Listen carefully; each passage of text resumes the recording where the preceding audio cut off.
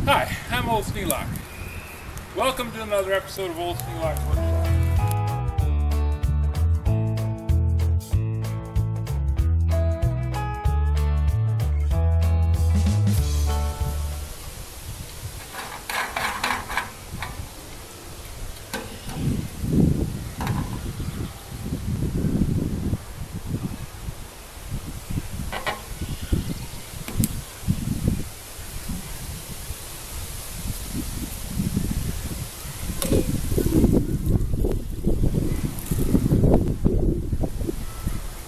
This is the spout that Louie gave me.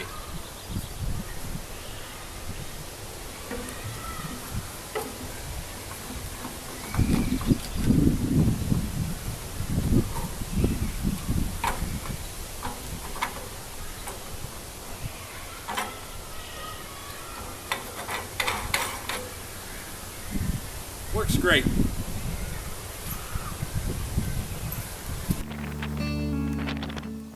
How do you start a fire with two sticks? Well, you better make sure one of them's got like 75 matches attached to it. Not my finest display of woodcraft. But in my own defense, it had rained for 3 days. But then there was kerosene on the logs. I couldn't get the kerosene to light.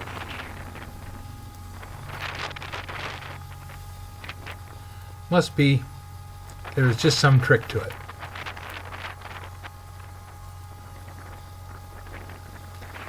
That's it. You just turn your back on it and there it goes.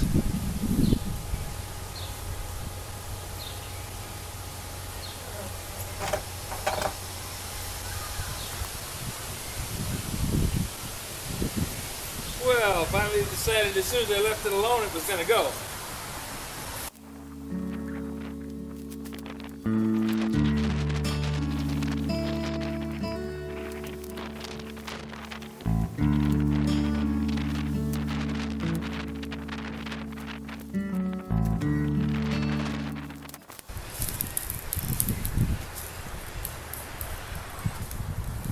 I'm doing some spring cleanup.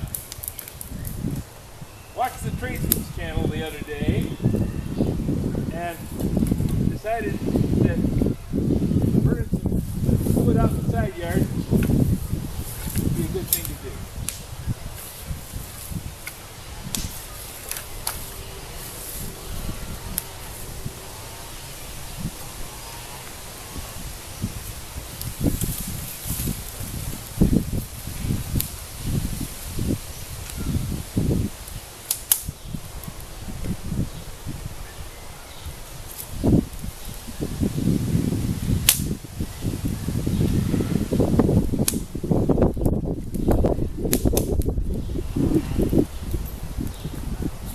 Hard to believe it was 80 degrees yesterday.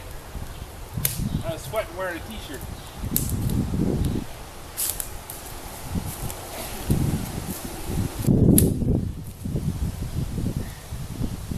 We had so much rain over the past couple of days.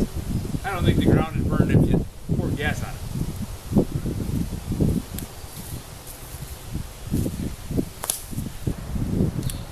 Today's the day I'm going to clean up this mess. I want to get started putting the tent back together again. Didn't want to do it in the rain, but I really don't want to leave the tractor sitting outside all this time. It's starting to show a little rust on the bodywork.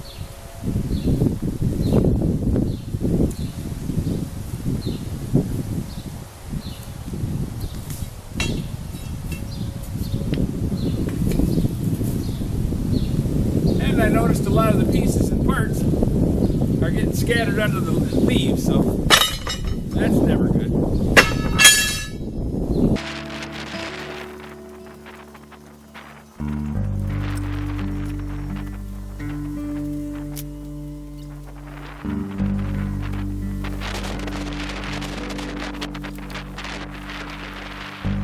A couple pretty nice tires until you look at them sideways.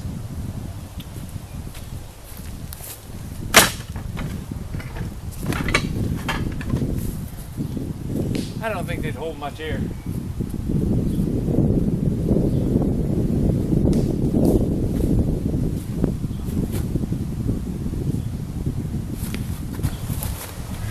Okay, now we'll see if we can get the tractor started. Move it forward out of here so I can get a little better job of cleaning done.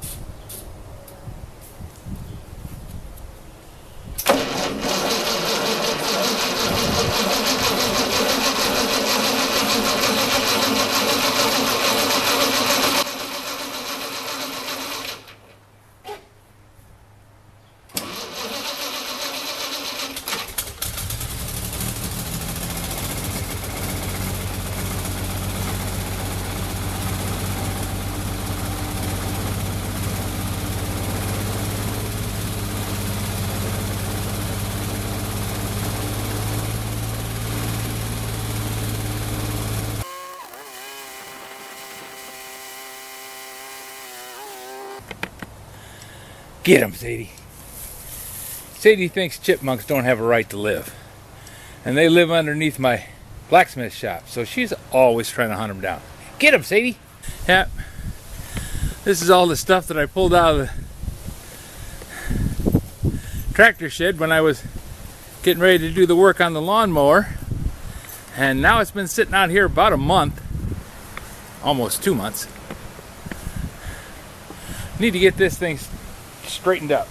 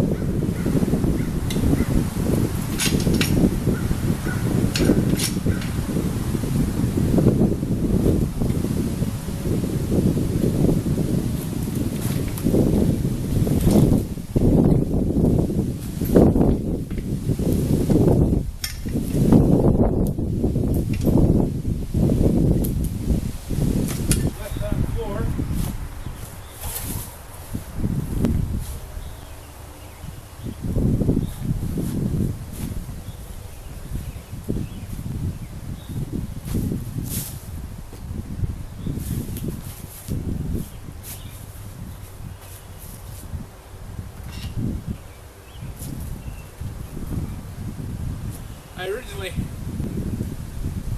parked the tractor here before the blacksmith shop was here.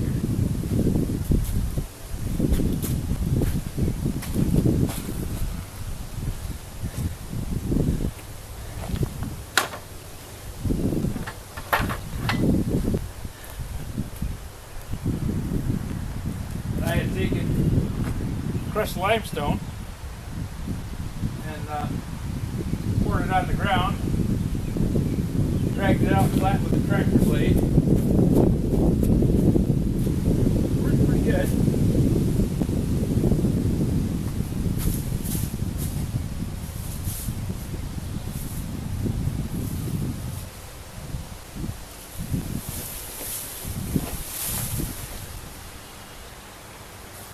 But then I parked the tractor on it for 4 years, and the frost heaves kind of made it a little wrinkly. So I need to get another truckload of limestone in here.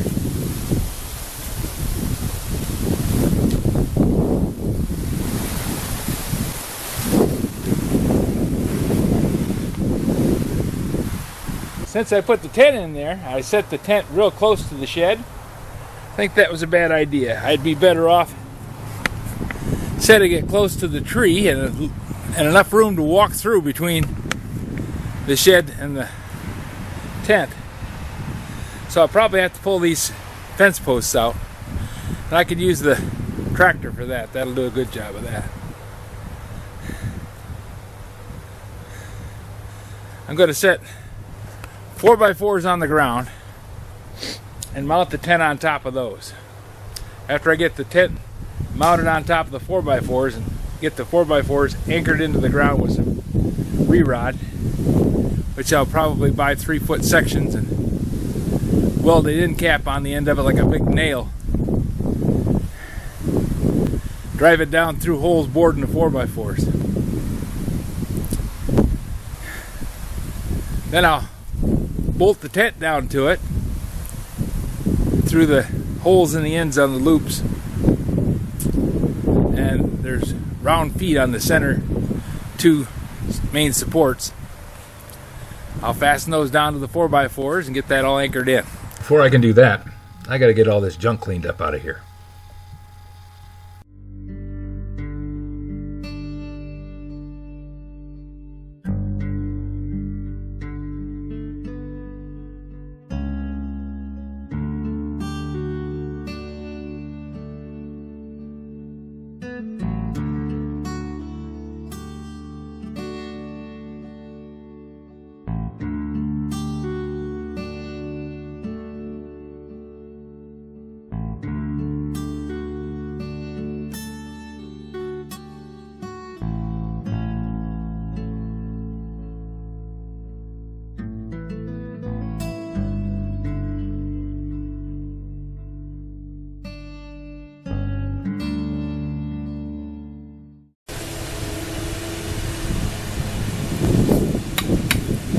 Had these little metal feet on the bottom of the legs to spread the weight out so they didn't sink, because on the sides it's just pipe. It's 2 pipes in the middle. I found one in the yard. I found another one attached to the leg of the frame that sits over there. And this is the third, and I'm hoping the fourth is somewhere along in here. There it is. I see it now.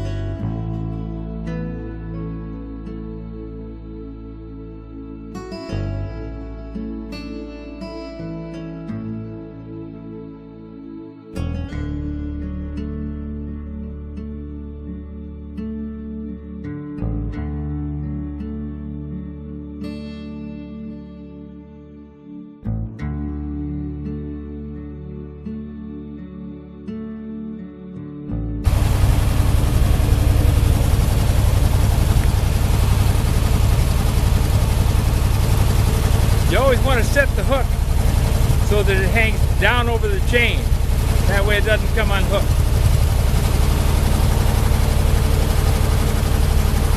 And if you use the slip hook, it grips a hold like a noose and pulls that fence post right out.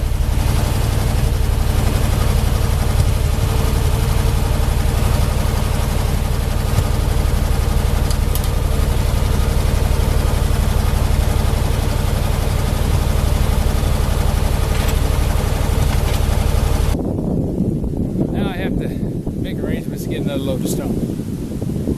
Now, last time I took my pickup truck down and had them dump it in the back, and I brought it back and raked it out. It's about $45 a ton, and I could get a half a ton in the Sonoma. Amazing how much that little truck would hold. The Sierra was a work truck. My old silver GMC. It would haul a full ton.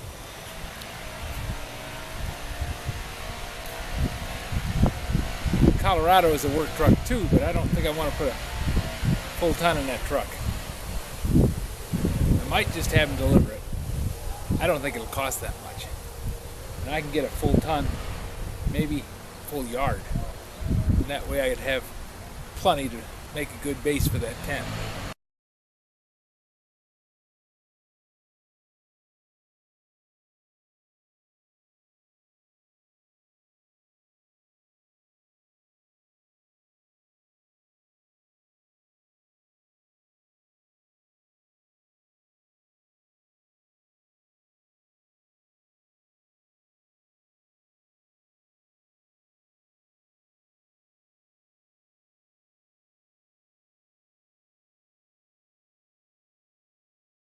There's too much wind noise, and string trimmer next door started up, so I couldn't hear myself think.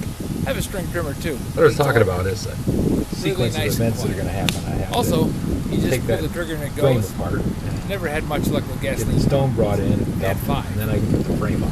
They Can't have the frame start on, with but I have first the year truck. okay. Somebody- Second year, nothing. Somebody said you got to drain the fuel. So I drained the fuel out of the tank and ran it till it was dry. And come spring, no start. Took it in, had it serviced. It would start and run. Next spring, same thing. I chuckled. Well then, wife wanted to have me go over and string trim at the mother-in-law's. The mother-in-law didn't have any string trimmer. So the mother-in-law bought me a gasoline string trimmer, being really nice, thinking that I would be appreciative in string trimmer yard. Well, I did, and it worked just fine for that. I left it there. Said, if I ever need to do this again, it'll be right here. Electric string trimmer still has problems. You got to put the cord in.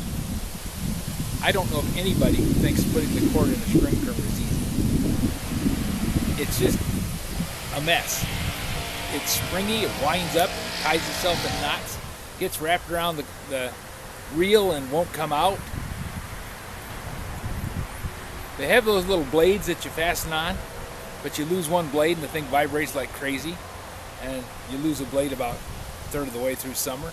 So you go buy another one. Third of the summer later, you lose another blade. You go buy another one. They sold you 3. You got to use basically one all summer, but you paid for 3. Kind of the same reason I never hooked up a buzzsaw on the back of the tractor. I had one. Bob Collins gave me one. Well, actually, I bought it from him for $25. It's funny. I moved in over in Union City, and we didn't know anybody. And as I was driving into town, I noticed that this buzzsaw was sitting by the side of the road. It had a sign on it that said $25. Well, at the time I had more money than sense, so $25 wasn't anything. I had that much in my pocket. Usually more than that. So I stopped, bought it, brought it home, met Bob Collins while I was buying it. He was really nice. I liked Bob from the minute I saw him. Years later, he said, I would have given you the buzzsaw, but had $25 on it so people wouldn't take it and sell it for scrap. It cost more, you wouldn't get $25 out of it for scrap price, so I figured that way somebody who wanted to use it would get it. Well, I got it, and I took it and put it in the barn and took it apart, cleaned it all up, and got it working. Actually had a Farmall B with a pulley on the back that would fit. Didn't have a belt. So I waited, you know, how I go about things. Waited until I found a belt. And then we moved. You can see the mess here. I've got no room for this. So I decided, okay, I'd rather leave it there for the guy that's buying the house than have it come over here and get ruined sitting out in the weather. So hopefully he's having fun with it, but I never got started.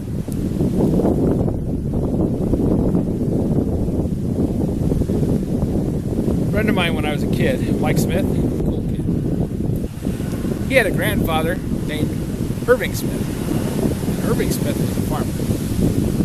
And Mike would go out and spend a week or two every summer at his grandparents' house. And one year he said, "You want to go with me?" So for the next 3 years, I went with Mike out to his grandparents' house. And he had a farm. I think it was an M. It might have been an H. I was little. Don't remember. Anyways, he had a farm wall, and mounted on the front of it was a buzzsaw. And because the farm wall has the pulley, and I think it's on the right-hand side, I'd have to check. I don't remember. I know on the farm wall B it was on the back end. It came off the PTO. But on the M, I think it comes out the right-hand side. Because I'm pretty sure that the saw mounted on the left-hand side and the belt went up and ran the buzzsaw. But it was kind of cool because, thinking about it, you could just drive the tractor up to the load, start the PTO, and the buzzsaw would run. No messing with.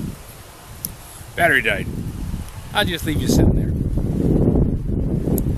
Since I was never there in the wintertime, I never got to see him do anything with the firewood. It was always stacked up. A lot of fun going out there. We went swimming in the creek. They had a cow pasture. The neighbor had a cow pasture. And he had a big herd of cows. We'd go over, and cows never bothered you until you threw stones at them, and then they chased you. And they just stand around the bottom of the tree you were up in until they got bored or the grass got short and they wandered off. But you might be up there an hour or two. Not that that ever happened. I'd never throw a stone at a cow. You know, they're milk cows. It's not good for them to be running around. Anyways, that's enough for today. I got the tractor shed straightened up, at least the area straightened up. I got the ground swept up. I got the fence post pulled. Now I gotta finish taking apart that, get that ready to get set up over there, and I'll be good to go. You know, to set those 4x4s up, I could just use one of the arches on the end. And I got one of those sitting over by the little red barn. I think I'll just take that and use that to set spacing on the 4x4s. If you have any suggestions for a new video, questions about today's video, or any of the other videos on the channel, just drop a note in the comments. You know I read them all. Thanks for watching. It's going to be interesting finishing this project.